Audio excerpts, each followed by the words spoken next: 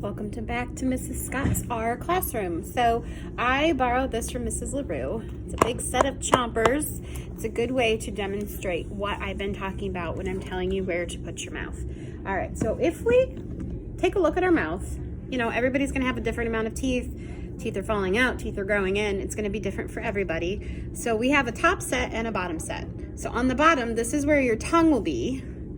So you don't see much down here because there's not a real tongue.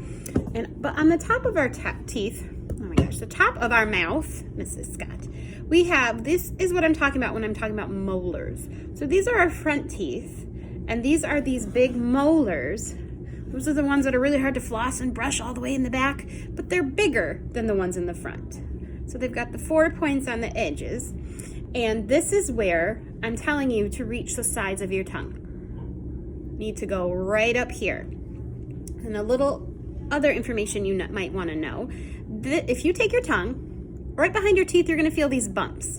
This is called the alveolar ridge. This is an important point to know for other sounds. When we're saying our L, oh, we're touching that alveolar ridge. When we're saying our tongue's right up here. So I might say it's right behind your teeth, but it's more on your alveolar ridge. And then back here, once you get past the bumps, you feel hard spot. This is called your hard palate. And if you can drag your tongue all the way back, it's gonna start feeling softer, and this is called your soft palate. This is what starts to go into your throat, right? And this is where, if you push your tongue back enough, you might actually feel it.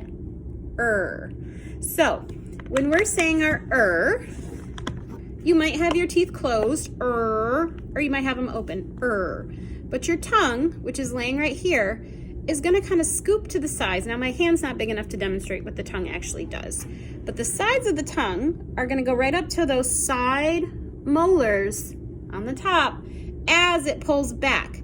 Now, like I've talked about before, you might have a bunched, which is just kind of squish back. Mrs. Scott has an R, that's bunch. It's so hard to see why R is so hard. So my tongue just kind of squishes all the way in the back. Or you might have the bunched R, where your tongue tip is actually going to come up. Now you kind of make a little area that pushes down while everything else is going up.